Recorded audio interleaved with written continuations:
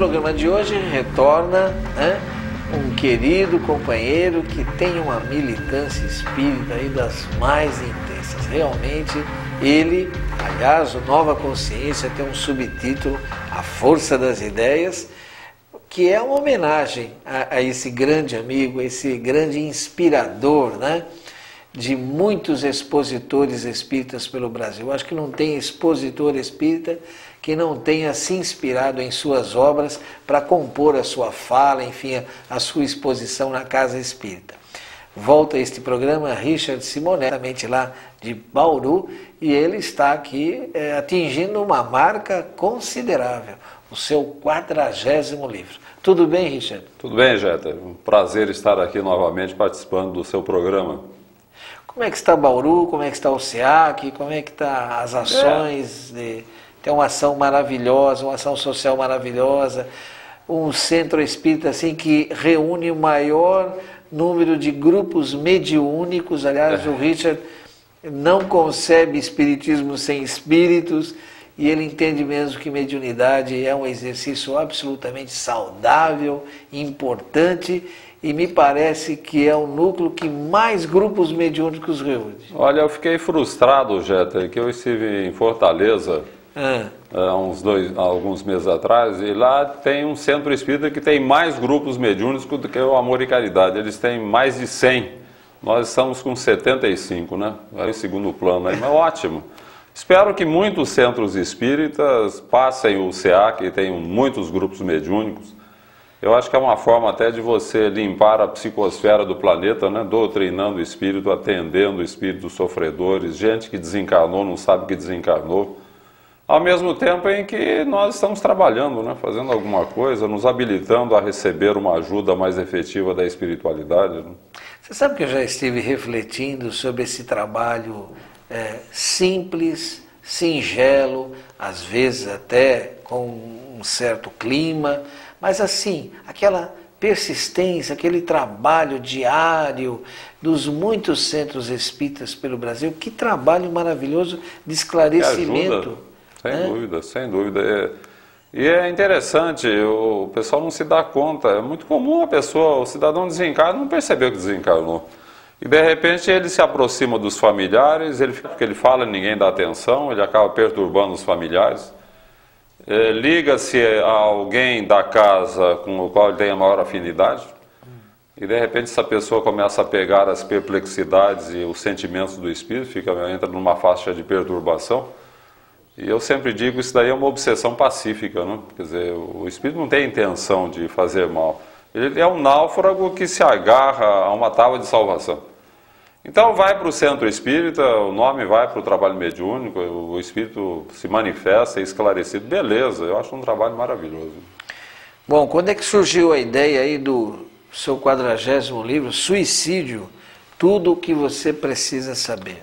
Jeta, eu entendo que, embora eu não seja um psicógrafo, quer dizer, eu não escrevo como um médium, eu entendo que a temática que eu abordo nos vários livros, ela deve ter um esquema na espiritualidade, porque as coisas vão surgindo na minha cabeça e as ideias martelar, e eu começo a sentir que eu preciso escrever a respeito do assunto, e o suicídio foi assim. A coisa já de uns 5 anos que essa ideia surgiu. Nós não temos na literatura espírita livros específicos, tem pouca literatura sobre o assunto. O livro mais importante, que é o grande livro sobre o suicídio, que é Memórias de um Suicida, mas ele é inacessível para o leitor comum, né? Que é um livro de mais de 600 páginas, uma linguagem difícil. E pressupõe um certo conhecimento. E o cidadão que está pensando em se matar não vai querer ler um livro desse, né? Então a ideia foi escrever quase que uma cartilha sobre o suicídio, uma coisa simples na base de perguntas e respostas, abordando todos os aspectos relacionados com o suicídio, de forma que a pessoa leia com facilidade, né?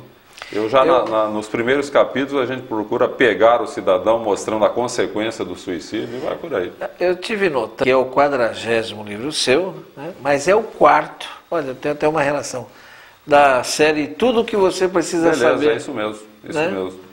Eu procurei enfocar temas assim que eu acho importantes para trocar em miúdos, né? É o espiritismo, a mediunidade, a reencarnação, agora o suicídio. Quem sabe surja outro depois, né? Estou pensando no assunto. Bom, e não é à toa, viu, Simonetti, que está martelando. A gente tem visto aí, a mídia tem mostrado os números alarmantes, e principalmente entre os jovens, exatamente, né, do suicídio. E às vezes os suicídios combinados coletivamente via internet. E outra coisa também, Jeter, fora aqueles que se matam e você não fica sabendo que o cidadão se matou. Sim, sim. Muitos acidentes aí absurdos, o cidadão está se matando, ele não quer aparecer como suicida, né? O André Luiz comenta isso numa das obras, o cidadão ele tem o constrangimento de aparecer como suicida porque é uma fuga, né? É sempre uma... Então ele dá um jeito de morrer e não aparecer. Ele tem a questão do seguro também, né? Se o suicida, a família não recebe seguro, então ele disfarça. Se nós formos considerar aqueles que se suicidaram e não apareceu como suicídio, e aqueles que tentam se matar e não conseguem, o número seria muito maior. Né?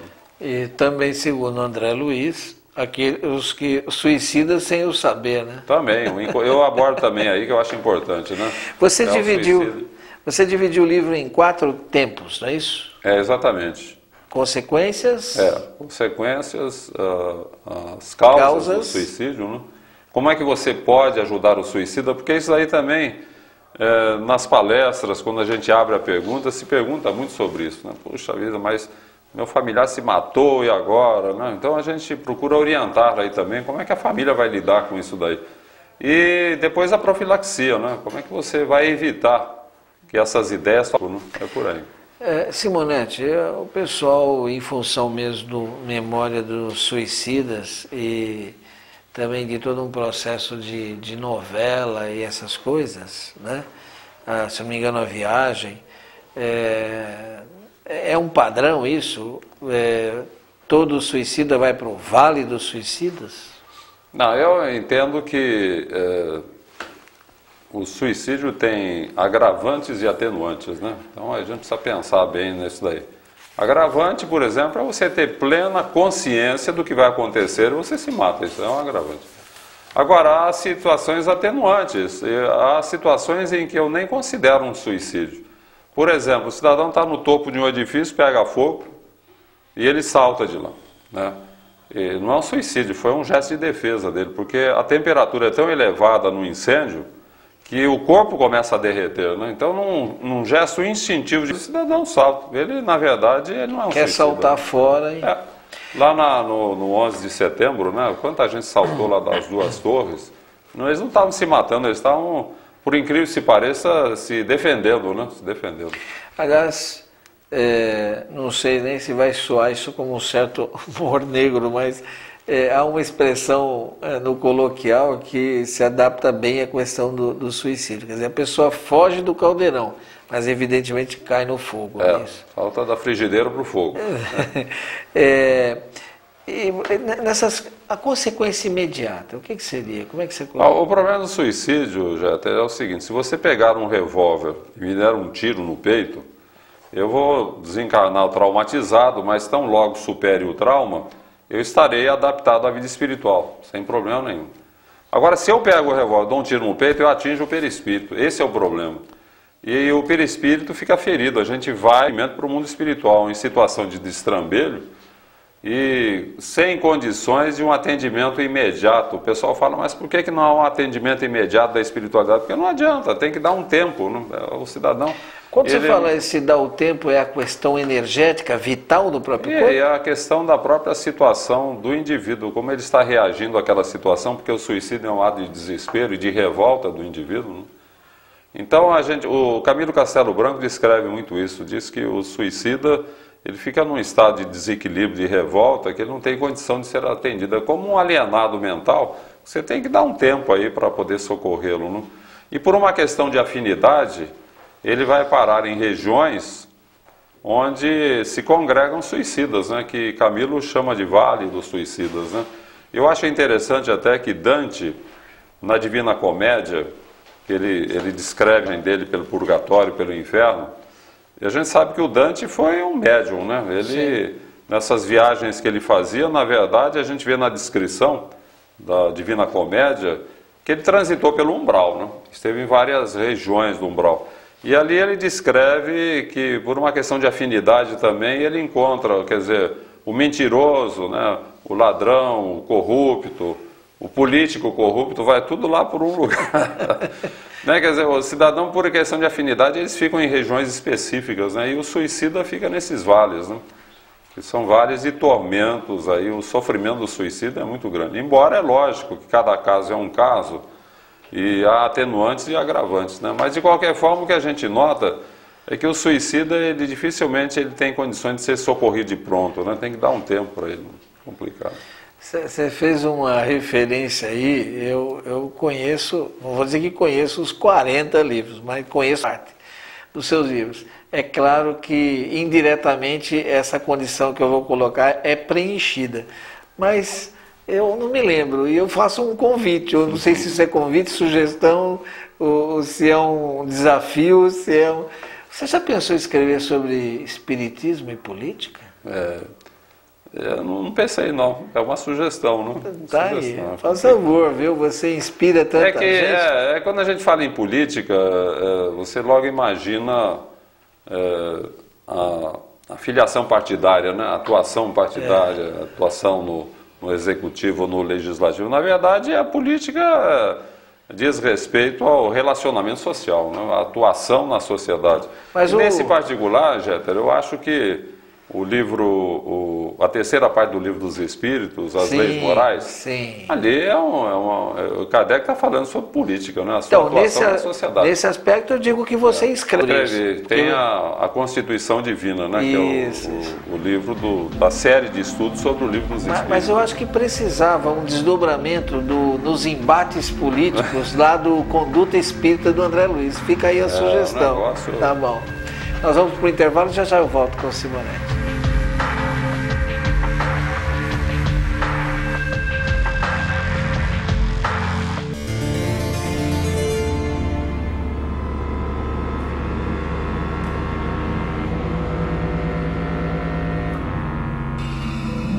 A maior caridade que se pode fazer ao Espiritismo é a sua divulgação. Torne-se um colaborador para a difusão do Espiritismo. Associe-se ao Clube Amigos da Boa Nova através do telefone 0800 121 838 ou através do site www.radioboanova.com.br. É o testemunho público da alegria de ver uma emissora espírita funcionando, transmitindo mensagens, orientando e executando o fundamento básico da doutrina espírita, que é a promoção do ser humano. Eu estou muito feliz de estar aqui, que Deus abençoe e que eles tenham um sucesso pleno, sempre.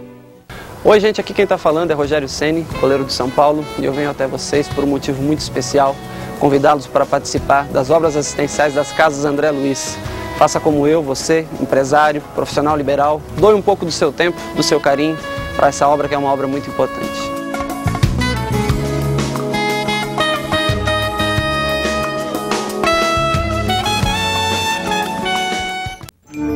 Em 1865, o pedagogo Hippolyte, mais conhecido como Allan Kardec, lançou a obra O Céu e o Inferno. O livro é conhecido como A Justiça Divina segundo o Espiritismo. Na obra editorial, são abordados assuntos como causas do temor da morte, o céu, o inferno, o purgatório, enfim, se trata de uma profunda análise da vida após o túmulo.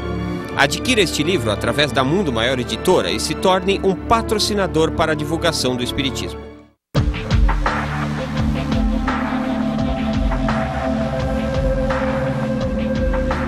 Lembrando a todos vocês que a missão da Fundação Espírita André Luiz é a difusão do Espiritismo, né? Colocar essa luz, né, do candeeiro bem alto. A metáfora nos dias de hoje quer dizer o quê? Vamos colocar, né, o consolo, né, o esclarecimento, essa luz na mídia, né? Evidente que a Fundação Espírita André Luiz tem que assumir uma identidade legal, etc. e tal. E isso, então, é uma ação, vamos dizer assim, criada pelo Centro Espírita Nosso Lar Casa André Luiz. Então, tem aí, foi instituída, né? Fundação foi instituída para essa missão, quer dizer, tem a CAL, Casa André Luiz, que atua, né, um trabalho de caridade, mas atua nas consequências, como os Espíritos falavam para nós lá atrás, né? O trabalho está bom, deve ser cada vez melhor, mas vocês precisam falar com a autoridade de quem cuida, tem que explicar por que essas coisas ocorrem. Então, aí a caridade é essencial, caridade preventiva, né? Atuar nas causas. Então, nesse ponto de vista, a fundação jurídica e legalmente ela precisa se constituir, se inserir no mundo de César. Porém, esta ação, né, para a humanidade é uma obra de todos nós. Sozinha, ela não. São muitos os trabalhadores envolvidos na Fundação Espírita André Luiz, mas sozinhos não conseguiremos. Isso é uma ação e está dando certo e dará cada vez mais certo com a sua participação. Faça parte do Clube Amigos da Boa Nova, 0800 12 18 38.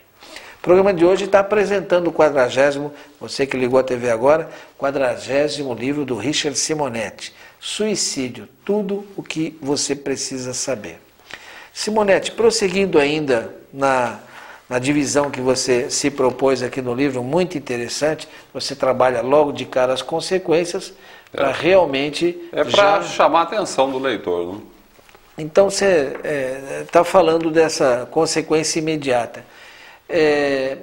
Tem alguns relatos que de alguma maneira podem aterrorizar, mas por isso mesmo a necessidade da leitura do inclusive. Porque para quem não conhece ele parece mais terrificante do que é.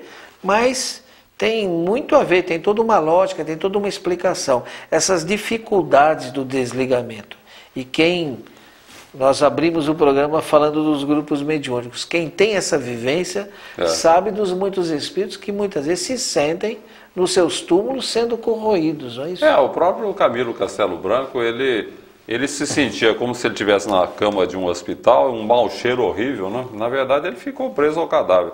Embora essa questão de ficar preso ao cadáver também não é uma coisa que você vai ficar lá meses e anos, né? O espírito acha que vai ficar um tempão, não fica, porque a própria natureza, ela promove o desligamento, né, Jéssica? Na medida em que o cadáver entra em decomposição, depois de alguns dias, naturalmente, o espírito acaba desligado, né? Mas, de qualquer forma, ele fica aquela impressão toda, que é uma coisa que acompanha o espírito, é uma coisa terrível, né? Nesse aspecto de uma vitalidade de um corpo, essa ligação entre um corpo fluídico e um corpo carnal, como a gente disse, a gente até entende. Como é que é esse desligamento, como você já falou no bloco anterior, do campo das ideias? Como é que se processa? Isso é um tempo maior?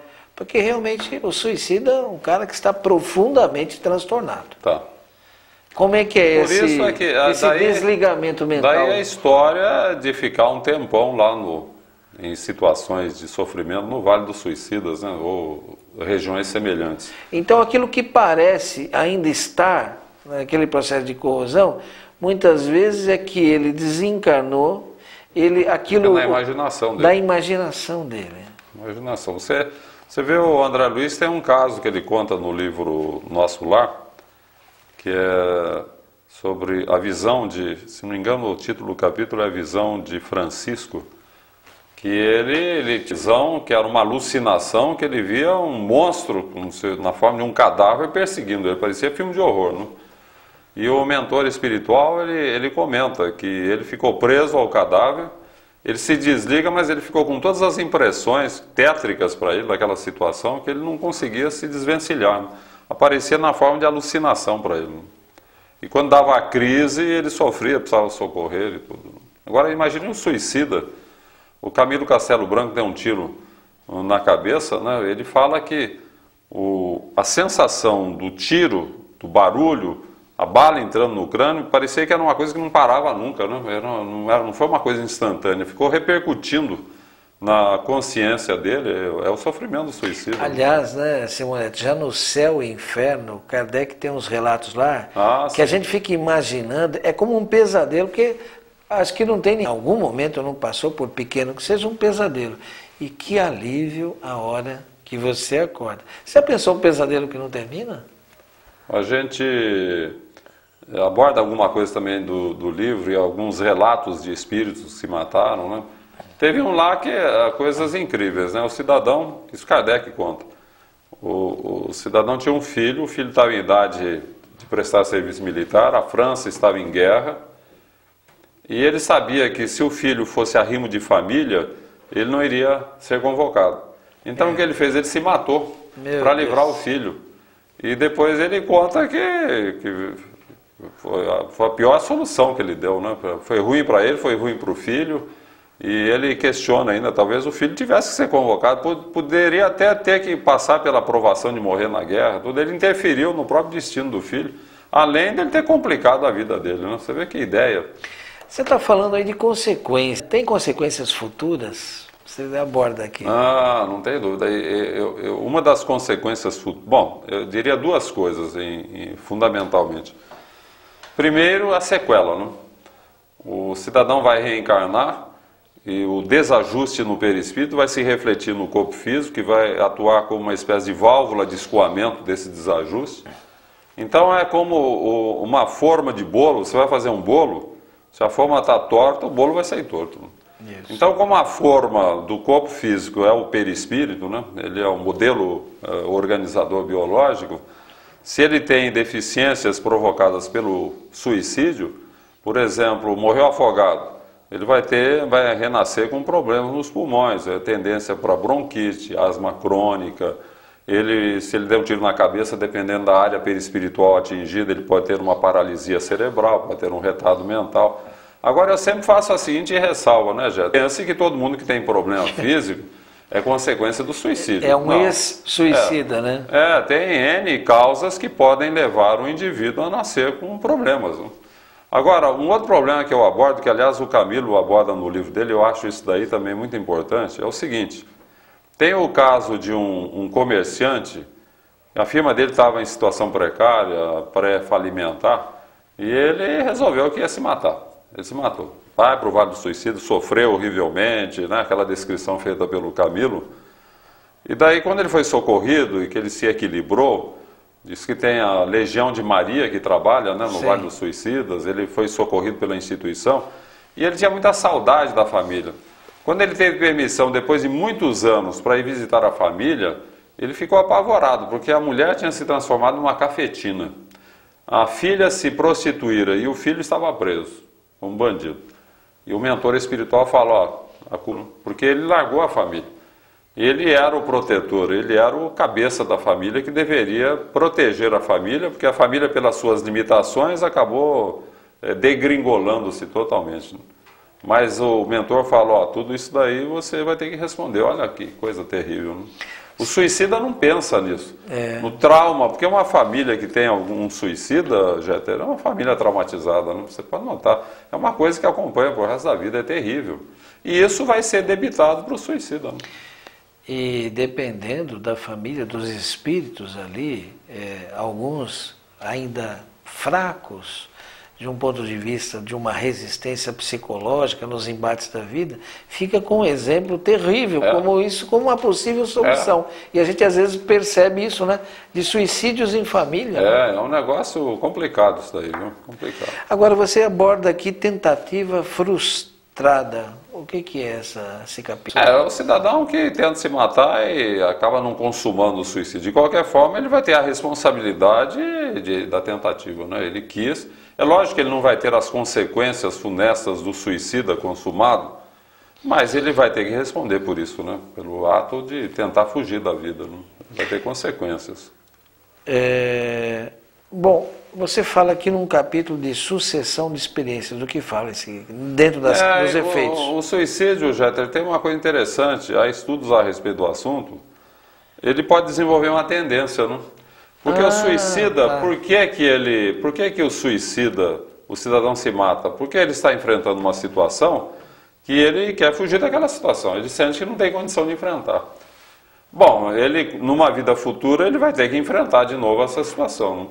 E ele vai ter a tendência de fugir de novo. Então, há casos de suicidas que se suicidam em várias existências, né? Aliás, há relatos trazidos pelo Chico de experiências desse tipo. De pessoas que vêm de um estado tal de mutilação que vem de maneira a não que ele tente novamente o suicídio. Exatamente isso que eu ia falar.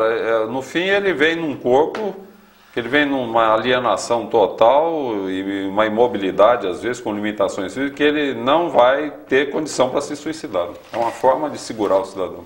Richard, o suicídio, tudo o que você precisa saber, já está aí nas todas as livrarias, nas livrarias espíritas aí. Bancas espíritas, que tem muitas hoje já pelo Brasil, né? Se não tem, que tratem de pôr lá, né? Esse livro tem que vender. Tá certo. Lembrando, inclusive, que todas as obras do Richard Simonetti revertem para a obra social, não é certo, isso? Certo. O Amor e Caridade faz um trabalho, você já falou de início, né? Um trabalho muito bonito, grandioso. Para quem ligou a TV agora, fala aí.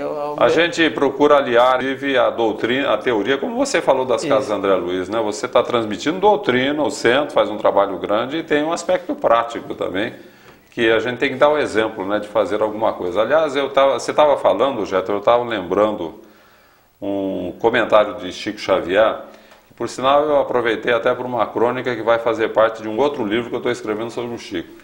E que um confrade estava comentando com ele que o centro tinha sido inaugurado. Ah, pois é, Chico, fizeram uma festa lá, teve a inauguração do centro, e o Chico perguntou, e a casa de sopa, quando é que vai começar? O Chico falava, sempre tem que trabalhar, não pode ficar só na teoria, né? E a questão de casa de sopa, Jeter, eu acho uma coisa muito interessante. Tem gente que fala assim, você tem que ensinar a pescar, não é você dar comida, dar o peixe só, né? Então... Mas a coisa não é bem por aí, né? O próprio Emmanuel comenta que gente de estômago vazio não vai aprender nada, né? Você tem que, primeiro, a comida. Mas no segundo momento... Agora, nós temos 7 núcleos de periferia lá no Amor. Então vamos fazer o seguinte, você vai falar de todos eles logo após o nosso intervalo, que chegamos no final do bloco.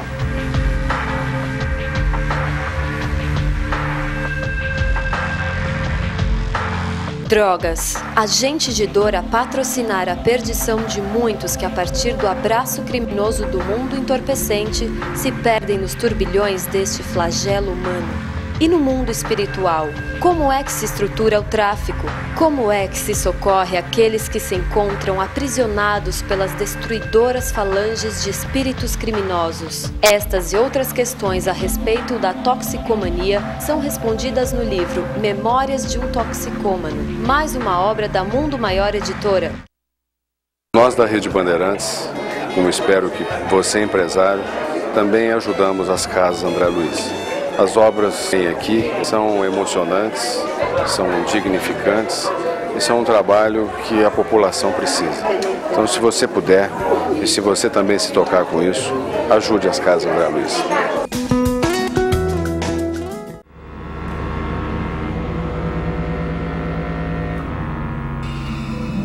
A maior caridade que se pode fazer ao Espiritismo é a sua divulgação. Torne-se um colaborador para a difusão do Espiritismo. Associe-se ao Clube Amigos da Boa Nova através do telefone 0800 121 838 ou através do site www.radioboanova.com.br.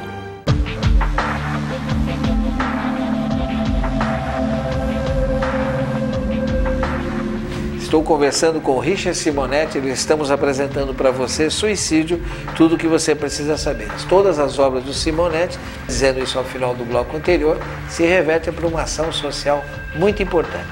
Você estava falando, vamos lá, vamos lembrar. Essa questão da casa de sopa, né, Jeter, é interessante. Nós temos 7 núcleos de periferia atendendo famílias pobres e todos os 7 núcleos começaram como casas de sopa. Então o que acontece? Você arranja um grupo de voluntários, esse grupo vai lá toda segunda-feira, faz uma refeição e serve o pessoal da vila ali. Depois conseguimos reunir outro grupo, vai para terça, depois vai para quarta, quinta, no fim você tem, todos os dias da semana, você tem um grupo que vai lá atender a necessidade de alimentação do pessoal. E um detalhe, hein? Você vai para um bairro pobre, isso quem trabalha nisso sabe, você vai para um bairro pobre, de repente... A única refeição decente da família é quando ela vai lá no núcleo. Porque eles não têm essa de almoçar e jantar, não tem. Come o que tem, né? Às vezes não tem nada. Então você nota, inclusive, que as crianças começam a melhorar, né? Como uma flor desabrochando, é impressionante. O aspecto das crianças melhora. Mas daí os próprios voluntários começam a sentir, bom, não basta isso, tem que fazer alguma coisa a mais, né? Daí começa, vamos pôr um curso profissionalizante, uma alfabetização de adultos, um acompanhamento escolar. De repente, aquele núcleo, que era uma casa de sopa, deixou de ser casa de sopa, passa a ser uma organização que vai promover as pessoas daquele bairro. Até que uma hora, finalmente, você fala assim, poxa, o que motiva esse pessoal a fazer tanta coisa assim, né? Aí vem o conhecimento da mensagem. Não né? tem dúvida, o conhecimento espírita leva a gente a esse tipo de comportamento. Né? Ou então você não entendeu o espiritismo. Suicídio, tudo o que você precisa saber. E por que a gente se suicida, Simonetti? É um processo de fuga, né? É fuga. O cidadão está enfrentando um problema que ele acha que não tem condições. Mas espera aí, pode não ter mesmo? Ele não está justificado, às vezes, por um desespero muito grande? Pode acontecer. E o problema é o seguinte, se você está enfrentando uma situação difícil, se você acha que, poxa, bem que podia morrer, né? Eu acho horrível quando a pessoa fala assim, Deus bem que podia me levar, né? É muito comum a pessoa falar isso. Quando você fala que Deus bem podia me levar, você abre brecha para a influência de espíritos obsessores, tranquilo. Né? Eles começam a explorar essa ideia em você e, de repente, você começa a admitir a ideia, né? E dali a pouco você está pensando, mas como é que eu vou fazer para me matar? E dali a pouco você acaba se matando. Um detalhe, quando a gente fala em obsessão, nenhum espírito obsessor nos obriga a nos matarmos. A responsabilidade é sua. Ele mas dá uma força. Ele sugere, né? É que nem um amigo que está aí ao seu lado fala, ó, Jeter, a situação está dura, rapaz, porque eles não se matam. Se mata aí que você resolve o problema. Então é por aí. Agora dizer que o espírito obsessor obrigou o cidadão a se matar, isso não existe. Né? Mas tem assédios bastante competentes, né? Pode. Sim, né? São competentes. Mas também, Jeter, a gente tem que ver outro lado. Né? Quando você começa a pensar em se matar, aos mentores espirituais, o nosso mentor, familiares desencarnados, eles também se mobilizam para neutralizar essa influência. Tem isso, né? Então, no fim, o próprio Kardec comenta isso. Né? No processo obsessivo, você recebe influência para o bem e para o mal. Agora você é que vai decidir, né? O que você quer fazer, você vai para um caminho ou outro. Mas, Simonetti, a imortalizada história de amor de William Shakespeare, Romeu e Julieta, na verdade são a história de dois suicidas? Eles acabaram cometendo suicídio, né? Não tem dúvida. Ainda que por amor. A questão de literatura, eu até comento no você tem aqui o livro, por amor, né? A questão da influência da literatura, né? E eu comento aí o livro Werther, do Goethe. É um livro profundamente pessimista, que na época esse livro induziu muitos ao suicídio. Né? É um jovem que tem um amor frustrado, não sei se você leu o livro, ele tem um amor frustrado, ele é apaixonado por uma moça que é muito bem casada e ela é apaixonada pelo marido. E ele, a vida toda, tentando uma aproximação, consegue ser amigo dela, mas ele se sente tão frustrado que ele se mata. Né?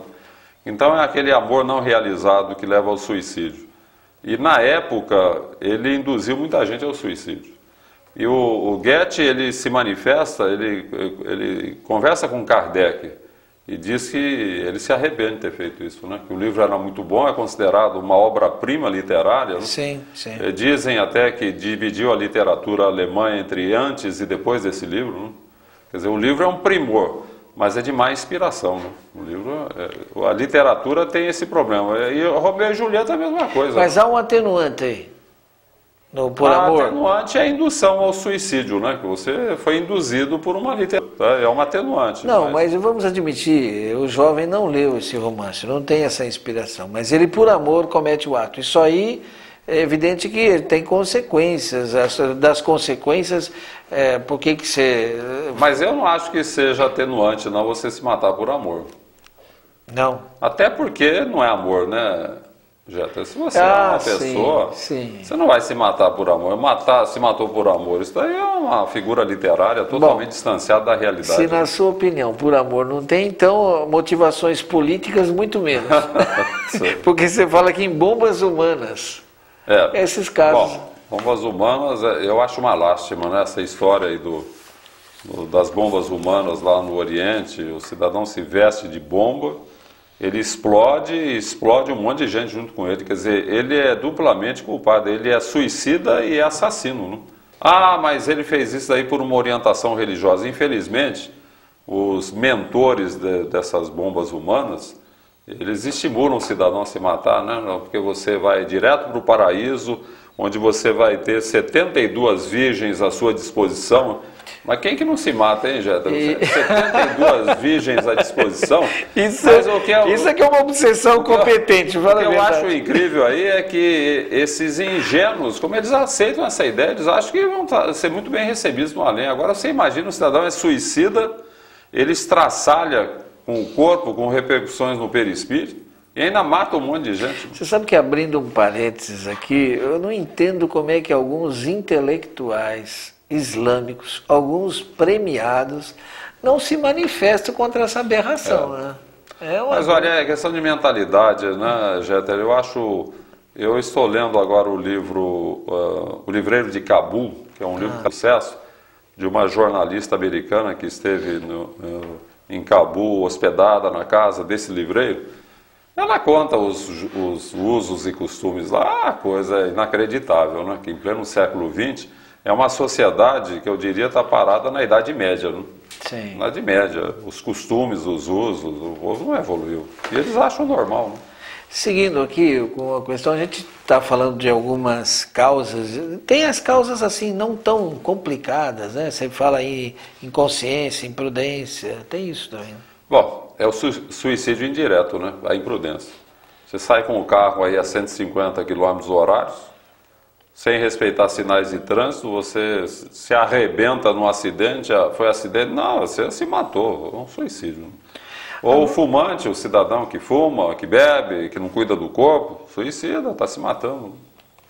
Agora, ato consumado, a gente fala, a pessoa vai ficar frente a frente com justamente muito mais problema. Que ajuda imediata pode-se dar? Pode-se dar alguma ajuda? Oração, né? Duas coisas que a gente sempre fala para a família. Em primeiro lugar, não fique imaginando a situação do suicida. Não, porque ele deu um tiro na cabeça, a pessoa fica lembrando, porque isso aí repercute no suicida, piora a situação dele. Então a recomendação que vem da espiritualidade, você esqueça o que aconteceu e ore pelo suicida. Os suicidas dizem que o refrigério deles é a oração dos que ficam. Procurar orar e tocar a vida, né? Sentir, aconteceu. A gente não pode lamentar o leite derramado. Já aconteceu, vai daqui para frente. Né? A pessoa fica vivendo aquela situação atormentada, é péssimo isso, péssimo para a pessoa, péssimo para o que morreu, né? Por aí. Outro tipo de ajuda que se dá, a gente já comentou aqui, são nas reuniões mediúnicas, não é isso? Ah, sim, sem dúvida, sem dúvida. Se tiver médium em boas condições, porque a vibração do suicida é muito pesada, né? Tem que ser um grupo bem ajustado. Ele se manifesta, ele recebe uma ajuda muito boa, não tem dúvida nenhuma. Estou fugindo um pouco do tema, mas uma pergunta de caráter exercício mediúnico. Muitas vezes se fala que o médium precisa assim, segurar os desatinos ou os desmandos do espírito comunicante. Até que ponto dosar isso? Porque você não acha que de vez em quando o médium precisa efetivamente passar o recado e com a carga emocional? Se de repente bate na mesa, aí vem o dirigente e fala, bater na mesa... Eu acho que o médium ele tem que dramatizar a manifestação até para que você saiba com quem você está lidando e o que você deve fazer. Você não pode receber um espírito atormentado ou rebelde, tranquilinho, o médium vai dramatizar. Aquilo que ele está sentindo, ele tem que passar. Agora, o que ele não pode é virar a mesa, né? Então ele tem que se conter. Aí é a educação mediúnica, né, Jeta? O médium, ele dramatiza, ele passa, mas dentro de um certo equilíbrio, né? Porque senão o médium rola no chão, vira a mesa e tudo. Peraí, daí não. Ele tem que se controlar. O André Luiz, ele passa a ideia seguinte, o médium é um enfermeiro que lida com um doente mental. Você tem que saber segurar ele, não? É por aí. Agora, eu concordo plenamente com você, ele tem que dramatizar a manifestação, sim. Senão você está lidando ali, você não sabe com quem está lidando, o que você deve fazer. É muito interessante você estar colocando com a autoridade do exercício desse tremendo trabalho mediúnico, isso é muito importante, porque tem gente que parece que está numa camisa de força, uma coisa assim, a gente fica, como você mesmo diz, não sabe exatamente com quem está falando. Ele tem que passar o que está acontecendo com o espírito. Sem virar a mesa. Bom, eu estou chamando demais esse bloco, daqui a pouquinho eu volto com o Richard Simonetti. Nós estamos enfocando o suicídio, tudo o que você precisa saber, lembrando, né? Ao adquirir essa e todas as outras obras, você está colaborando com uma obra social importantíssima. Eu volto já já.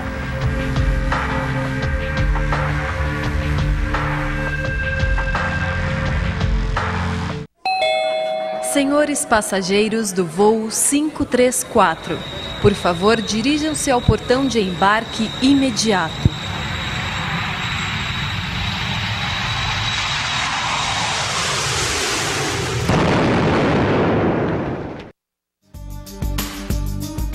Não percam o livro Sobreviventes de Aguinaldo Cardoso, uma história envolvente onde a doutrina espírita cumpre seu papel de consolador prometido.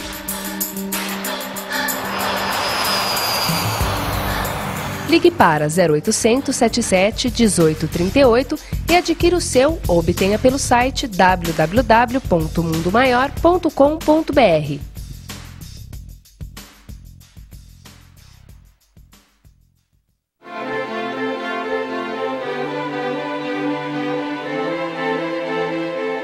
Mercatudo Casas André Luiz, um lugar onde sua compra é antes de tudo um ato de amor. Cuidar gratuitamente de mais de 1.400 deficientes mentais e físicos requer grandes investimentos. Assim, as Casas André Luiz conta com você. Sabe aquele móvel que você vai trocar? Aquela televisão que foi substituída? Ou mesmo aquela roupa que não te serve mais? Pois é. Doando estas e outras coisas para o Mercatudo das Casas André Luiz, você nos ajuda a manter essa obra. Ligue para 0800 773 4066 e agende sua doação. Lojas Mercatudo, uma loja que ajuda a manter mais de 1.400 seres especiais. A Rede Boa Nova de Rádio leva a seus ouvintes mensagens que podem mudar a forma de encarar a vida. Mensagens assim não são tão fáceis de achar, mas encontrar a Boa Nova é muito fácil. Nossa programação é transmitida 24 horas por dia, não só no Brasil, mas no mundo. Acesse www.radioboanova.com.br e ouça muito mais. Em todo o país, sintonize a antena parabólica. Em polarização horizontal, frequência 1240, canal de áudio 6.2. Na Grande São Paulo, em 1450M. Em Sorocaba e região, 1080M. Mais informações, ligue para 0 Operador 64 57 7000. Entre na sintonia da Boa Nova. Tem gente que não consegue falar direito, né?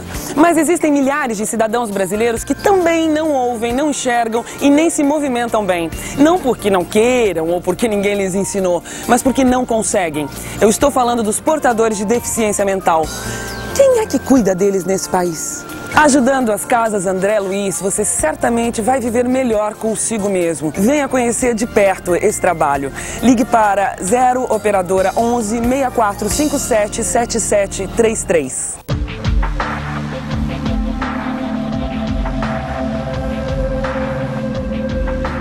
Nova Consciência de hoje está enfocando o suicídio, na mais recente obra de Richard Simonetti, Suicídio, tudo que você precisa saber. Aliás, você abre o livro aqui com uma parte chamada Não é Bolinho. É uma gíria, né? Muito usada, né? Há algum tempo atrás. Os mais jovens não lembram disso. Mas o que é? Você tem uma relação aqui que não é bolinho, hein? Tudo gente, né? Ator, americano, francês, escritor, músico, orador, político, cineasta. Nossa, eu tenho uma relação aí para mostrar como as pessoas se matam, né? Você pega gente importante aí da humanidade, os cidadãos se Demóstenes, olha só, Charles Boyer, né, o famoso ator francês, Judy Garland, olha só, Vincent van Gogh, famoso pintor, né? Ernest Hemingway, recentemente aí dizendo que ele matava alemão. Nossa, deve ter tanto. Esse Adolf Hitler, Marilyn Monroe, nossa, Tem muito. Alberto Santos Dumont, acabamos de comemorar. Gente, Getúlio Vargas. Como diz a lista, não é bolinho. Isso é até uma curiosidade. O que a gente procura, eu procuro já enfatizar no prefácio, é como em todas as classes sociais, até gente importante, o cidadão está fugindo de um problema, ele não sabe as consequências, né, Jeta? O que eu acho importante para nós espíritas é você divulgar a ideia do suicídio, a pessoa compreender o que vai acontecer, porque as pessoas não sabem, né? As religiões tradicionais, todas elas condenam o suicídio, não tem nenhuma que aprove. Mesmo o islamismo, esse povo aí que se mata lá, isso daí não está bem dentro dos cânones do islamismo, não. Você não vai encontrar no Alcorão uma justificativa para isso que eles fazem. O que você encontra é gente que interpreta ao pé da letra, assim como na Idade Média se interpretava o Evangelho ao pé da letra para justificar as cruzadas, né? Não, é isso que eu falo. Os intelectuais têm que se contrapor a esses líderes fanáticos, fundamentalistas que impulsionam. Então, o que a gente nota é isso. As religiões condenam de modo geral, mas o povo continua se matando. Por quê? Porque o povo não tem uma ideia sobre o assunto. O que acontece é que as religiões são especulativas sobre o suicídio. Não, você vai para o inferno e fica por aí, peraí, mas como é que é a coisa? O que acontece com o espírito na hora do suicídio, depois? Elas não têm uma orientação, um esclarecimento para passar. Ficou por conta dos teólogos lá que imaginaram mil fantasias. Agora o espiritismo não, a grande vantagem do espiritismo, ele abre a cortina e mostra, olha meu filho, a coisa vai acontecer isso. E isso que eu chamo a atenção, eu acho que nós espíritas temos que trabalhar muito pela divulgação das ideias espíritas. Se a gente quer combater o suicídio, é a pessoa se esclarecer. A pessoa esclarecida não se mata, não. Ela sabe que vai saltar da frigideira para o fogo. Não. Até tem um caso, eu conversei com um casal algum tempo atrás, eu estava terminando o livro, e esse casal estava muito preocupado porque o filho tentara se suicidar 2 vezes. E uma situação... Imagina o filho falando que ele ia se matar mesmo, que ele não tinha mais graça de viver. É um desespero para qualquer... Não, e os pais, sabem o que eles faziam? Eles ficavam se revezando, vigiando o filho. Agora você imagina a situação, não? Bom, eles conversaram comigo, falei, olha, vê se o rapaz quer ir conversar comigo lá. O rapaz foi, expliquei a respeito da problemática do suicídio, né? Tudo isso que a gente está conversando aqui. Depois falei, olha, eu estou terminando um livro... E eu vou mandar via e-mail para você, dá uma lida no livro lá, depois você fala alguma coisa. Não? Mandei, não tinha terminado não, o livro estava A gente termina o livro, depois você tem que ir acertando, né?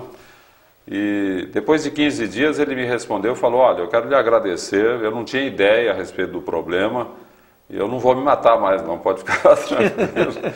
E realmente hoje ele está trabalhando, tudo resolveu o problema dele. Então eu sempre digo que já valeu a pena escrever o livro, né? De repente salvou uma pessoa. Agora imagine quantas pessoas podem ser salvas do suicídio lendo um livro desse, não? Então aqui vai o comercial, né, Jeta? Tenha o livro meu, Suicídio, tudo que você precisa saber, na sua casa, e quando alguém estiver falando de se matar, você diga o seguinte, antes de se matar, leia o livro, depois você resolve, passa o livro para ele. Não, realmente, isso é muito importante. E às vezes, né, Simonetti, a gente é envolvido emocionalmente, a gente nem sempre encontra os melhores argumentos, o envolvimento adequado, e a hora que você dá um livro, é um terceiro que nem está ali, né? E alguém que é um mediador, vamos dizer exatamente. assim. Porque a família fica num estado tal, é esse casal que você colocou. Imagina a situação de aflição. Qualquer raciocínio vai para o beleléu numa hora dessa, né? Bom, você já está falando aí, a profilaxia básica é o livro, mas vamos falar de conhecimento, né? O conhecimento, sem dúvida. Agora, você fala aqui de algumas situações que estão acontecendo nos dias de hoje que ajudam muito, né? O que você aborda aqui nas EQMs, experiências de quase morte? Na experiência de quase morte, é o cidadão que morre e ele é ressuscitado, né, através dos recursos atuais da medicina. O que eu enfoco aí um relato do próprio autor do livro Vida Depois da Vida, né, o Raimundo Modi Júnior, que ele fala que ele entrevistou pessoas que tentaram suicídio, que morreram e foram ressuscitadas. E é interessante que essas pessoas dizem exatamente o que o Espiritismo está dizendo. Elas se sentiram num pavor, numa região sombria, de muito sofrimento, se sentiram mal avessas. Tanto é que quando elas voltam, elas desistem do suicídio, né? Porque não foi boa experiência. Né? Então a EQM confirma as ideias espíritas a respeito do assunto. Né? O que é a ideia da vacina que você aborda aqui no livro? A vacina é o conhecimento, né, Jeta? Eu considero o livro Memórias de um Suicida a mais poderosa vacina contra o suicídio. Só que é esse livro que é difícil a pessoa ler, né? 600 páginas, é uma linguagem mais erudita, né? Aí é uma cartilha, mais fácil. Mas a grande vacina é o Espiritismo, não tem dúvida. Quem conhece o Espiritismo, ele pode até se matar, mas é uma pessoa desequilibrada, né? Que saiu fora de órbita, não entendeu nada de Espiritismo. Você lê, você vê o que acontece com o suicida, não tem como a gente se matar, né? Que relação que você estabelece aqui, custo-benefício? Como é que você está, o que você está colocando aqui? Parece custo e benefício, quer dizer, entre o suicídio? Agora você me apertou, eu não me lembro, pelo capítulo aí, eu não lembro o que eu abordei aí no livro. Deve ter alguma coisa. Não, tanto capítulo, tanta coisa. Eu não é a primeira vez que eu aperto ele, viu, porque ele falou assim, nem sempre mas a gente... Você tem uma dica aí no começo, a primeira pergunta? Não, a questão 945 do Livro dos Espíritos, respondendo à indagação de Kardec sobre o suicídio por causa de desgostos da vida, diz o mentor espiritual, insensatos. Por que não trabalhavam? A existência não lhes teria sido tão pesada. Essa resposta não é um tanto dura e simplista, você coloca. Né? É muito interessante essa... É uma resposta incisiva, né? Para esclarecer. Realmente, se você pensar bem em última instância, o suicida, alguém está faltando serviço para ele, né? Se ele tiver ocupação, alguma coisa, agora alguém vai dizer, mas ele está ligado, né? Aí é outra história, né? Outra história. Mas assim mesmo. Você fala, inclusive, de prática do bem, né? Muitas pessoas, felizmente, de alguma maneira, encontram alguma orientação no sentido... É o que você falou, da questão do desemprego. Eu acho que essa ação hoje do voluntariado, indiretamente, tem tirado muita gente do suicídio. Não tenha dúvida. A prática do bem é o grande recurso que a gente tem para viver feliz e nos reajustarmos perante as leis divinas, né, Jeta? Eu tenho comentado o seguinte, ainda ontem numa palestra eu estava comentando sobre isso. Nós sabemos que estamos num planeta de provas e expiações. Ninguém está de beleza aqui. Ou você está em provação, ou está em expiação. Então todos nós temos na dor o grande recurso aí de resgate dos nossos débitos. Agora, o Simão Pedro, na sua Epístola Universal, ele tem uma frase que eu acho sensacional. Ele diz que o amor cobre a multidão dos... Então, se você tem dívidas para pagar e a dor é a moeda que você vai usar para pagar, Deus, na sua misericórdia, nos oferece uma outra moeda que é o amor. Né? Então, mais amor, menos dor. Se há muita dor, é porque tem menos amor. E o amor pode ser uma expressão vaga, mas você tem que pensar o amor no aspecto dinâmico, que é a prática da caridade. Né? A caridade é o amor em ação. Quer dizer, você quando pratica a caridade, você está fazendo o amor se movimentar, ajudando as pessoas. Né? É por aí. Não adianta nada você passar perto de um pobre, coitado, que vida miserável, né? Vou orar por ele. É um amor... Uma porcaria de amor, né? Que amor é esse? Amor é você parar lá, conversar com ele, tentar resolver o problema dele, ajudar, né? E a caridade. Então a caridade é o amor em ação. Não adianta amar o próximo, você tem que fazer alguma coisa por ele. Tá vendo aqui a relação aqui, não é bolinho, né? Dos famosos. Tem um bastante interessante, queria saber até que ponto, a gente está chegando no finalzinho do bloco, você conhece a página de Humberto de Campos, através de Chico Xavier, sobre a Marilyn Monroe? Sim. Eu, inclusive, quando coloquei aí a atriz, eu até pensei nisso, porque o Humberto de Campos situa a morte dela como um acidente, né? Sim. Ela tomou barbitúricos demais, e tudo bem, é ponderável, né? Até pensei bem, mas oficialmente ela foi considerada suicida, né? Pode ser até naqueles estágios que você coloca aqui, né? De qualquer forma, foi um suicídio indireto, né? Ela se cuidou. Foi uma imprudência, né? De repente ela, pensando em promover um sono, ela exagerou na dose, foi uma imprudência, né? Não deixou de ser um suicídio inconsciente, né? Ou indireto. Né? Tá aí. Nós estamos 2 minutos do final, fica aqui mais uma vez o convite para você, além de ler, porque é muito importante. Hoje em dia, esse tema ocupa cada vez mais a mídia e, com certeza, as rodas de conversa, seja em família, seja no trabalho, enfim, na comunidade onde a gente esteja. E é muito importante que você tenha uma palavra esclarecedora e libertadora sobre esse assunto. Então, para você reforçar seus argumentos, leia. E, mais do que nunca, como o Simonetti colocou aqui, nem sempre emocionalmente, quando é a coisa em família, fica muito difícil às vezes falar. Consiga abrir um canal para que a pessoa vá se informar. E oferte o livro, né? Inclusive, se a pessoa quiser uma informação aí com respeito à compra do livro, quiser anotar o telefone da editora lá. Por favor. O DDD é 14 227-0618. 227-0618, Bauru. 30 segundos para suas considerações finais, aproveitando o momento político vivido. Agradecendo aí a oportunidade, né, Jeter? É sempre oportuno a gente participar do seu programa, das atividades aqui em São Paulo. Estamos aí tentando divulgar a doutrina, trocando em miúdos o conhecimento doutrinário e procurando fazer aquela que é a parte mais difícil, né? Essa daí a gente às vezes vacila, que é a vivência do Espiritismo, né?